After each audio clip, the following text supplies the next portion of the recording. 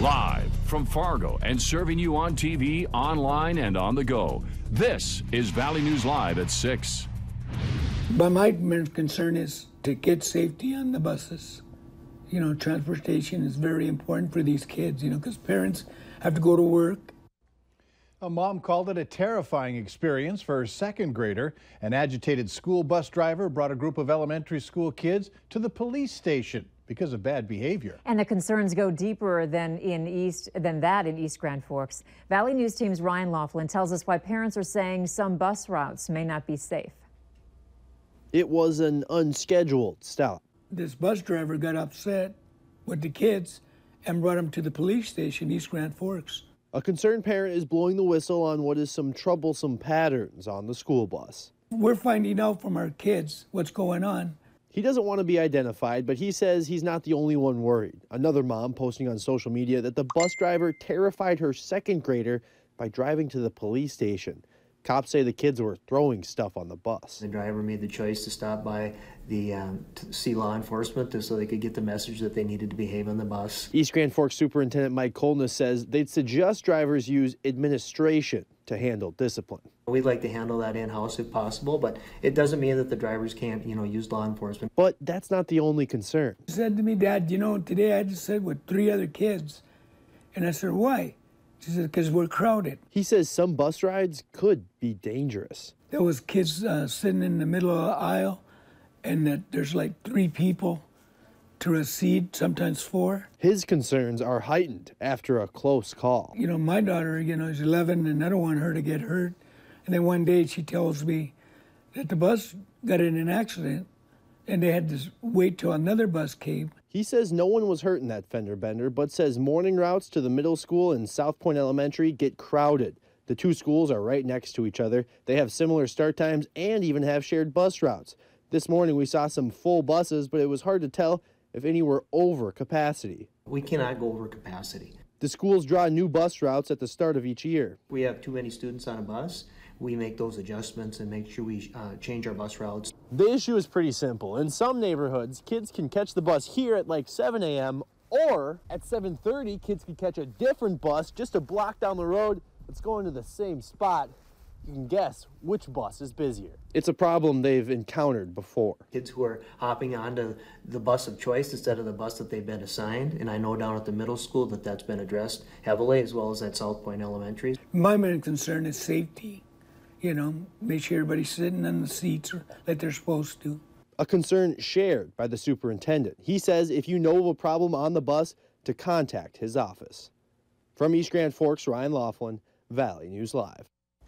This isn't the first time there's been school bus drama in East Grand Forks. Last year, some parents got upset when a driver took the kids to a Dairy Queen on the last day of school.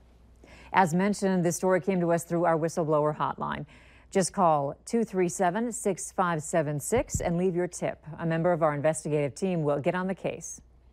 Big pot bust today in West Fargo. You're looking at 286 pounds of marijuana with an estimated street value of more than $1 million. The pot was discovered during a traffic stop along I-94 at 45th Street. A canine tipped off officers. 34-year-old Kimberly Norton of Askov, Minnesota was arrested for possession of marijuana with intent to deliver. A 3-vehicle crash slowed down traffic near the diverging Diamond in Moorhead. It happened around 2:15 this afternoon. Police say a vehicle was heading north along the Diamond when one vehicle sideswiped another, causing the crash. One of the vehicles ended up in a ditch. Officers reported minor injuries. One person was given a ticket for not staying in their lane. 3 people were injured and rushed to the hospital following a single-car crash this morning in Becker County, Minnesota. It happened just after 2 a.m. north of Detroit Lakes. 28-year-old Candace Roberts of Ponsford had to be pulled from the car by firefighters. 2 passengers, 38-year-old Stephanie Penny of Vergas and 30-year-old Tara Roberts of Detroit Lakes, were also hurt. No word on how seriously they were injured. Authorities say no one was wearing seatbelts. The wind was whipping around the valley overnight. Take a look at this as there's a big cleanup underway today after high winds took down a home under construction in Moorhead. It happened around 2:30 this morning in the 3800 block of 34th Street South. Neighbors called police about pieces of the building flying into nearby yards. The Moorhead Fire Chief says the damage was bad, but it could have been a lot worse because the main part of the house had blown over and stopped just short of hitting the neighbor's house. So will the windy weather stick around for tonight? Let's go to Robert Hahn for that answer. Robert? Thankfully, the windy weather is on its way out. Some slackening winds as we head through this evening, becoming rather light overnight tonight. That after we saw winds gust over 40 miles per hour in many locations. In fact, over 50 miles per hour across parts of the north. 18 right now with some lighter winds in Fargo and Detroit Lakes, 16 in Gwinner and Fergus Falls, 14 Devils Lake, 12 Langdon Valley City and Jamestown. Those winds are much lighter, 5 to 15 miles per hour. It's enough to create some cold wind chills, though. As cold as -3 in Langdon, -3 Valley City, 4 above in Grand Forks, 7 in Fargo, Gwinner and Aberdeen. Just a few clouds out there, and with just a few clouds, no precipitation to worry about tonight. However, we do have a little bit of precipitation to worry about as we head through your Wednesday. A lot of folks traveling, and we'll give you an updated forecast coming up in just a few minutes. All right, thanks, Robert. The search continues for 2 men who robbed a Grand Forks pizza place at gunpoint. They were wearing masks at the time and are described as white. One about 6 feet tall, wearing a tan jacket and a ski mask. The other was a little shorter, wearing a black jacket and a ski mask.